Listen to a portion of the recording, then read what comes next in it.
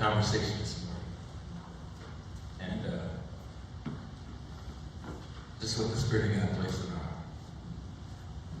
Matter of fact, in Jeremiah chapter 3, verse 15, the word of the Lord says this. It says, and I will give you pastors according to my heart, which will feed you with knowledge and understanding. Yeah. Now I gotta stop right there for a minute and I'm thinking about a young man by the name of Larry Blooper. And I've known Larry when he was in juvenile hall many years ago. As a matter of fact, I led him into Christ in the Sinner's Prayer. And much love for Larry. As a matter of fact, I follow him on social media. We're friends. But, Larry brought something to my attention a couple of years ago. He said that he had been led in the Sinner's Prayer, but that he had not learned much beyond that.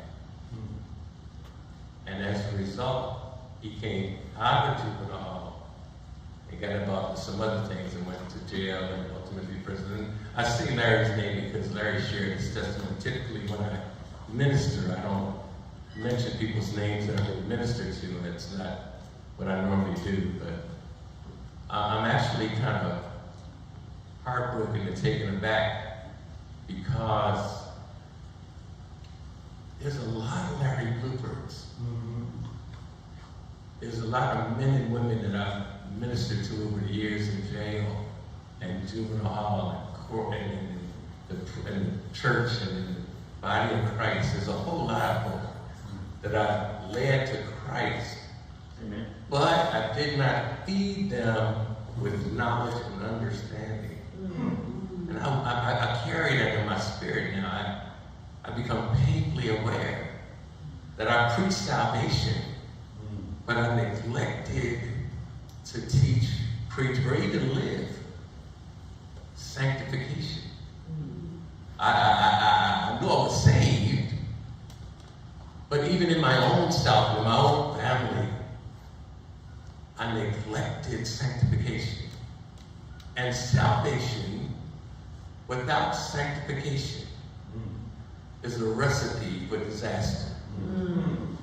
If you get saved and you're not sanctified, then you're giving the enemy some room to operate in your life. And it's become crystal clear to me that I failed a whole lot of people. Me too. But, and I say but not because there's some kind of change in what I'm saying. I'm just grateful that today I can repent before God and you all. Yes. Amen. And let you know that if you have not heard or understood how important it is to be sanctified, to be set apart. Jesus said, if any man's in Christ, he's a new creature.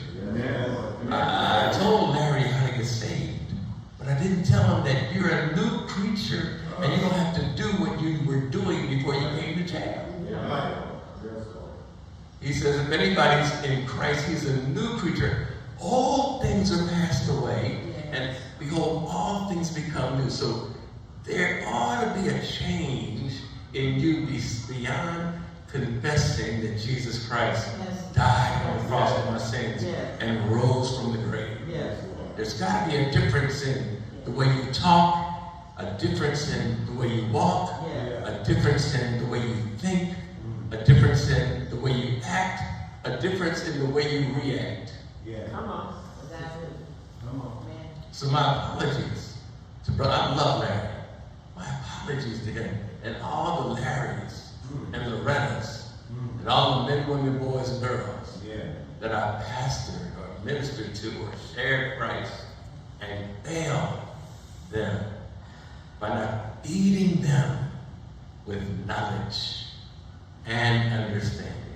So I'm going to drop some knowledge on you today. Amen. And if you have a pen and papers, I would encourage you to take notes. Underline what you want to, what you can. We're gonna actually teach on the spiritual roots of some diseases. Spiritual roots of some diseases. Amen? Amen. So that's, if I was to title the message, it would be the spiritual root of some diseases. And let me just plunge into the text. So in Genesis chapter 2, verse 7, it's a familiar text. The Word of God says that the Lord God, watch this, formed man from the dust of the ground. I want you to picture that in your spirit, man, if you will. God forms man from the dust of the ground, and he breathed into his nostrils what is called the breath of life. Another word for breath of life is the spirit. Right. It's the ruach, right? And this breath of life is what Jesus talked about when he said in John 6:63 that the spirit gives life. The flesh profits nothing. But in Genesis, when the first time we encounter God, encountering man, there's a lump of clay that he's formed into the shape of a man, and he breathes into his nostrils the breath of life. And man became a living being. My God. Divinity. Divinity confronts, intersects, comes together, joins with human flesh.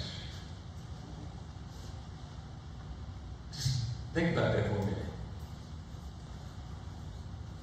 And then in that one act that changed everything, a dual nature was created. In that lump of clay that God had formed. A dual nature. This person has both a spiritual realm, a spiritual being, and he's also a physical being. Right. It's very important for you to get hold of this. The spiritual being and the physical being interact in one moment with God. God is perfect. God is holy. Yeah. Amen. Do you know God is listen, God is omnipotent, omniscient. Yeah. Listen, there's nothing wrong with God Almighty. God has perfect health. He's never known a sick day. Amen. God has perfect health. He's a spirit. Amen. Spirit. Right? But God is perfect in all his ways. But somewhere along the line, the help that was imparted into man in Genesis chapter 2, verse 7 became compromised because man began to experience these things called sickness and death. The Lord gave me a little example I'm going to share with you very briefly.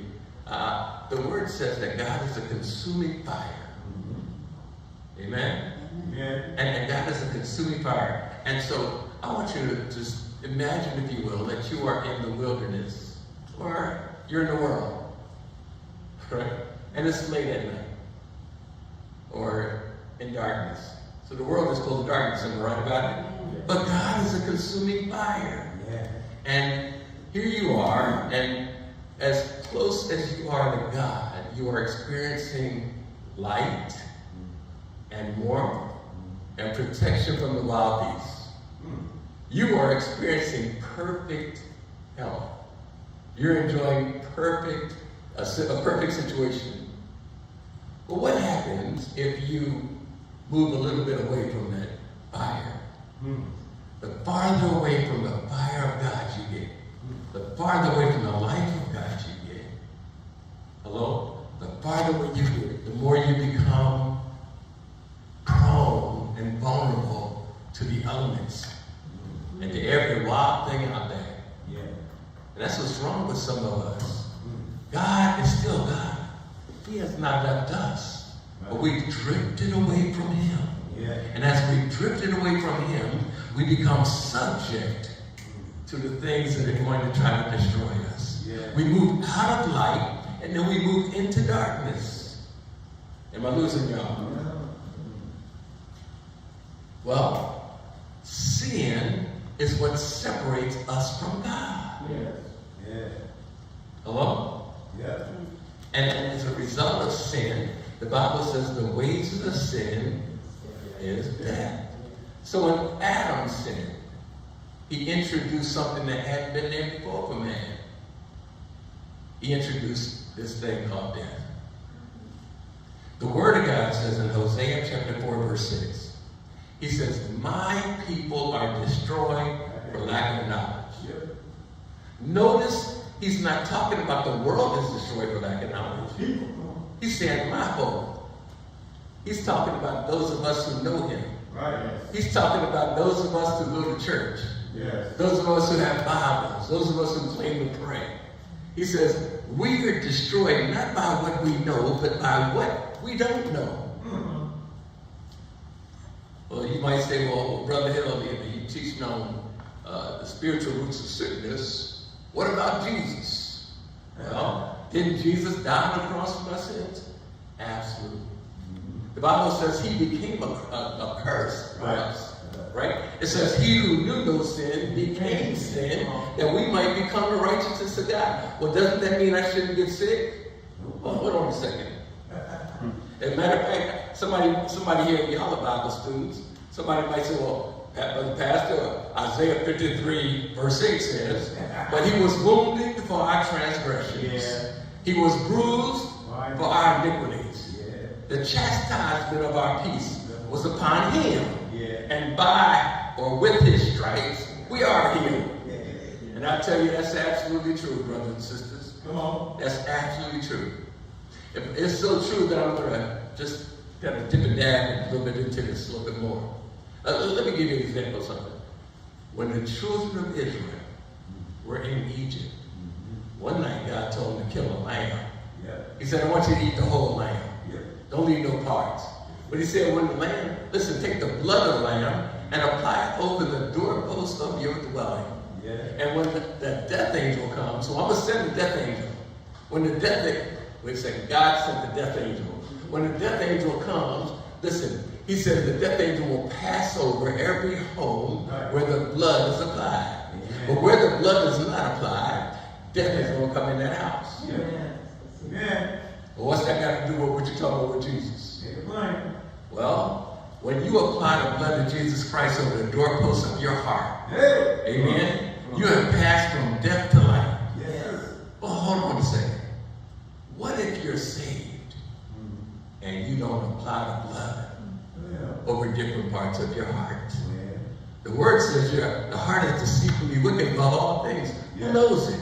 Yeah. What about if you're saved and you think that it's okay to be bitter behind some trauma? What if listen, somebody did some horrible thing to you when you were a child? Come on. Some things that are unspeakable, you can't put words to, that somebody should have been arrested for, nobody protected you, and yet it happened to you. Right. And it's defined you. And you're saved now. But when you think about that person, you're bitter because of what they did. Yes.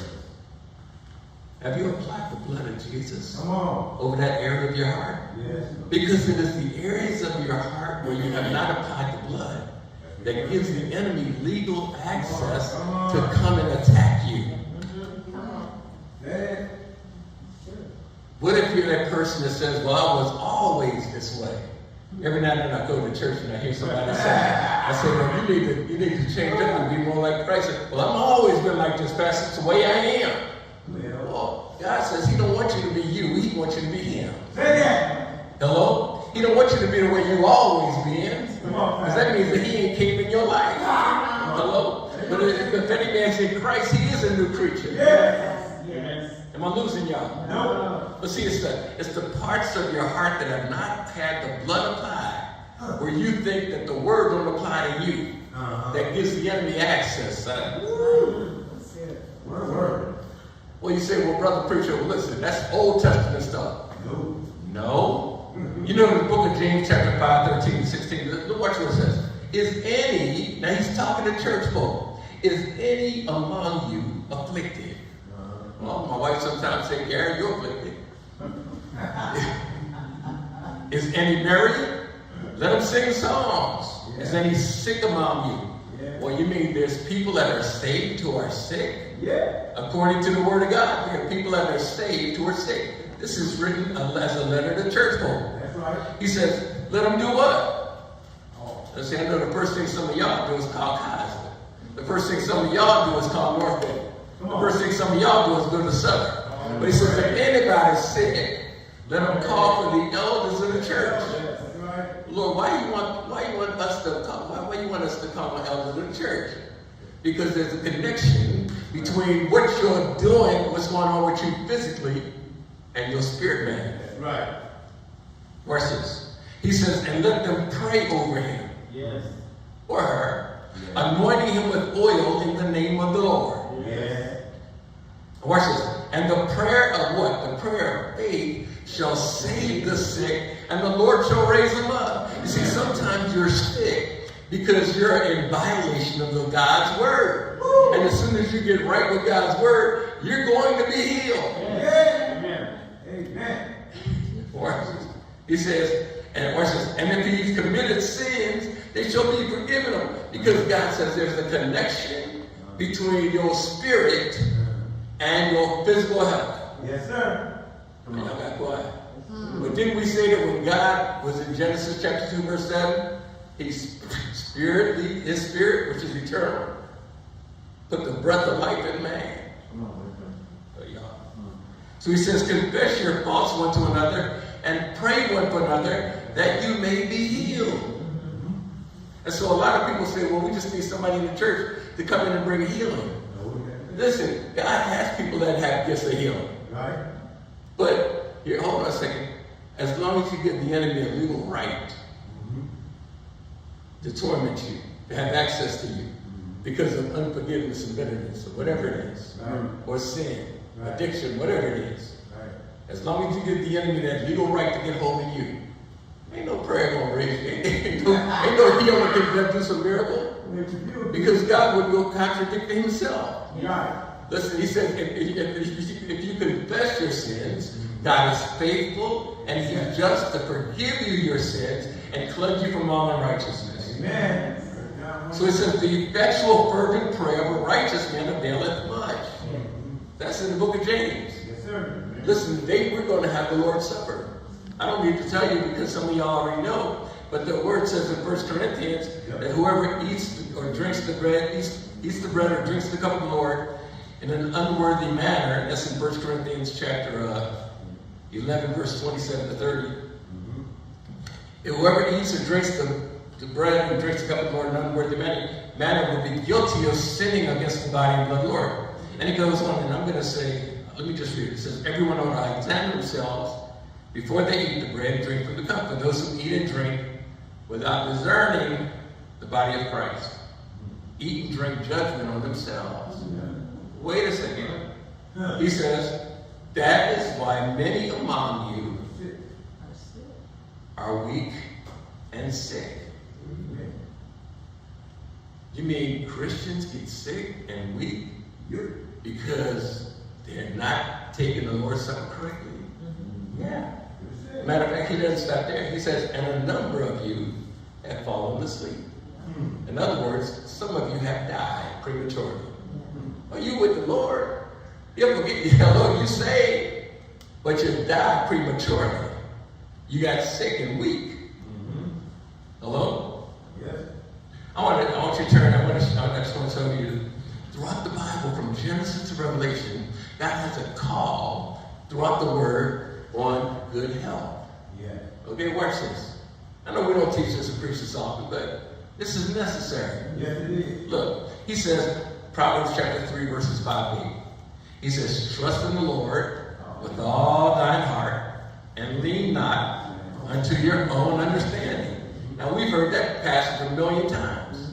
We agree with that. Watch this. He says, in how many ways? In all thy ways acknowledge him, and he shall direct thy paths. Yes, sir.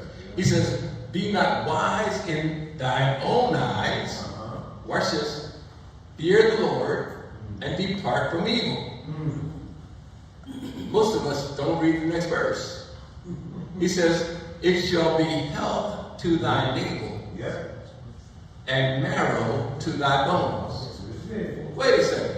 God's word says that you can experience health in your body to your navel and marrow to your bones if you do what? Trust in God, Lord, with your heart, lean on not on your understanding.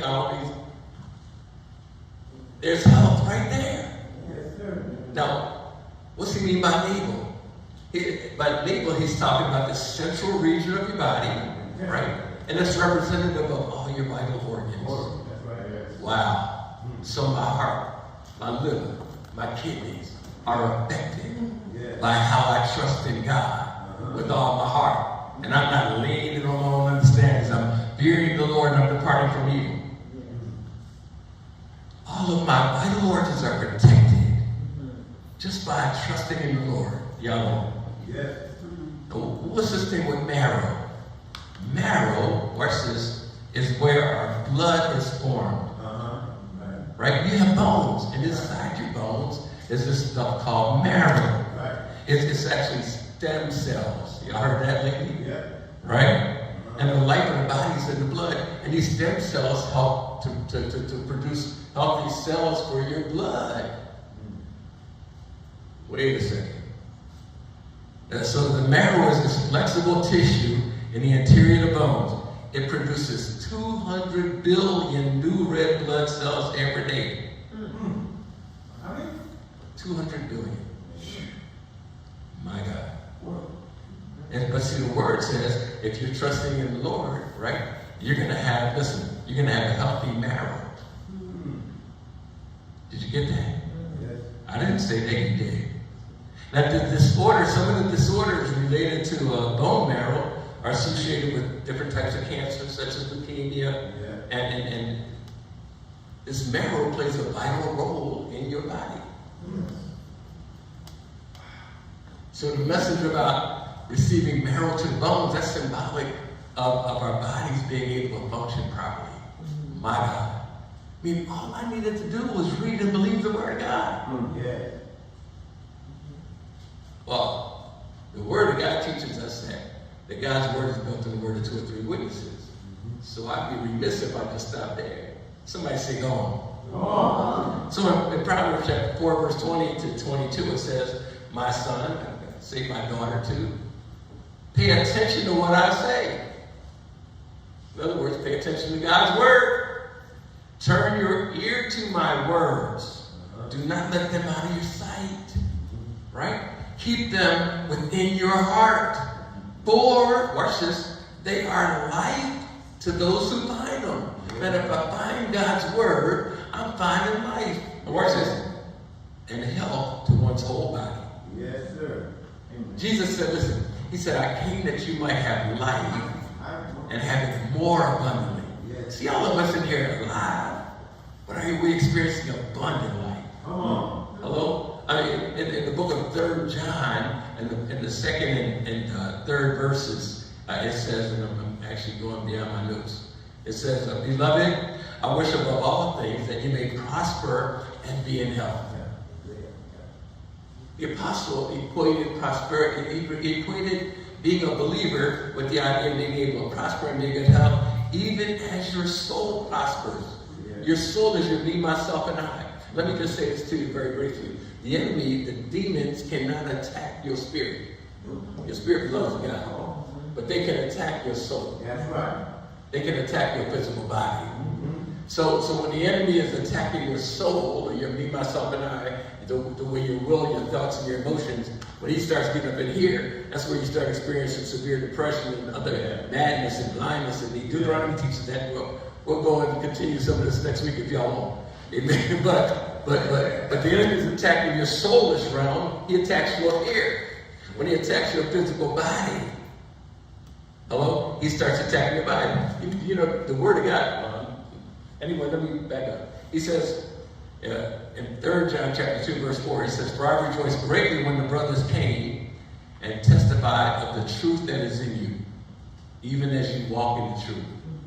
That's why I got to apologize to people. Because I should have been telling them the truth and telling them about how important it is to walk in it. Because there's health there. There's abundant life there. Yeah. there's blessings and prosperity there. And failure to get the whole counsel of God might have cost folks more than they wanted to have to deal with. It's always been there. Am I losing y'all? No.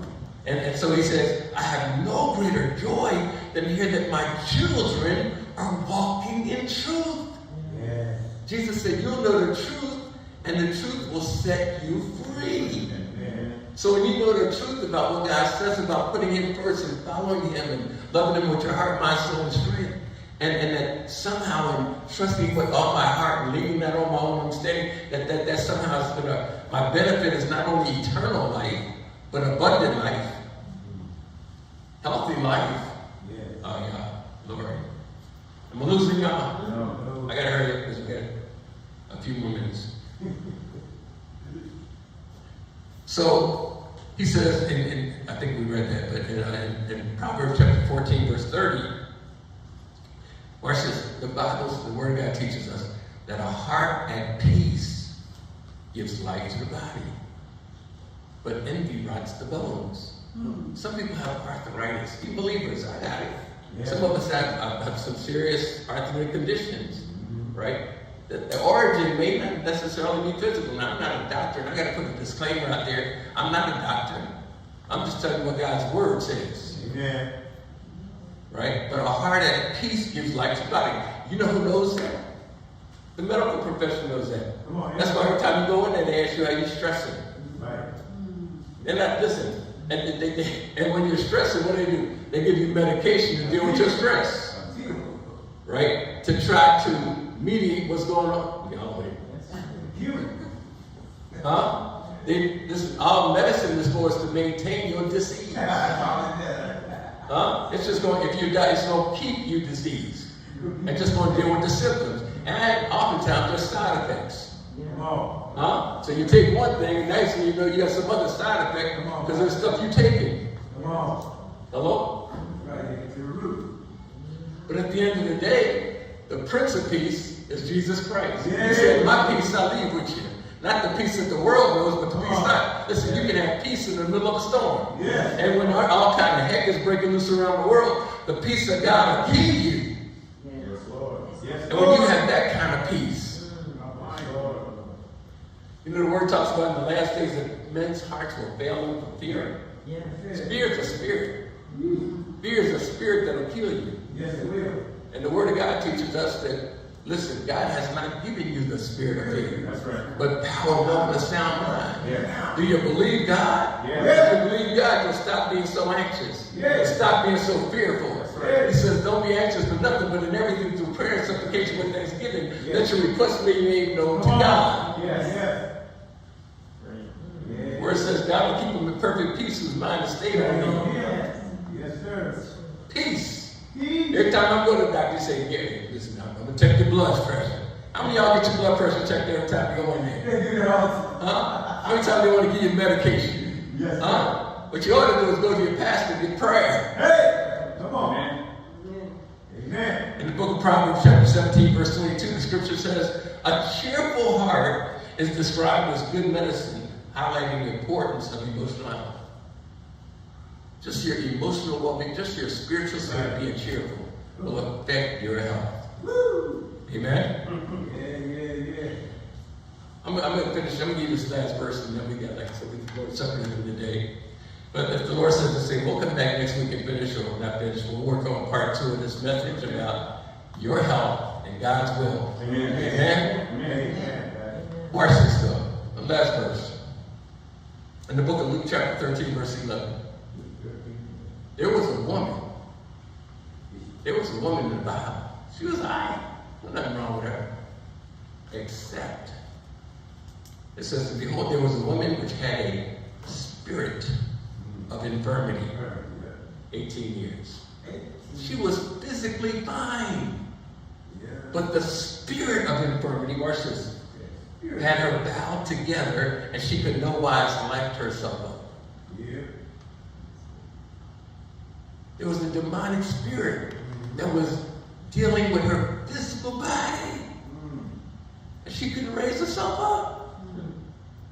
You can't medicate a demon. You That thing need to be delivered. Come on. That thing need to be cast out. That woman needed deliverance. And when Jesus delivered her, and although for 18 years she was bowed over, once he got that demon up out of her, that girl started walking right. Come on, man. Hey! Hello? And he's still the same God. Yes. We don't know what caused that enemy to come in there. We don't know what caused that spirit of infirmity to come in. I don't know, maybe she was dipping and dabbing somewhere she should not be dipping and dabbing. Maybe she gave the enemy some room to operate in her. That's why the Bible said we need to check ourselves and do a checkup from the neck up. Am I giving room to the enemy to mess with my health? That's right. Let's pray. Father God, we just thank you for your word. Thank you for your people.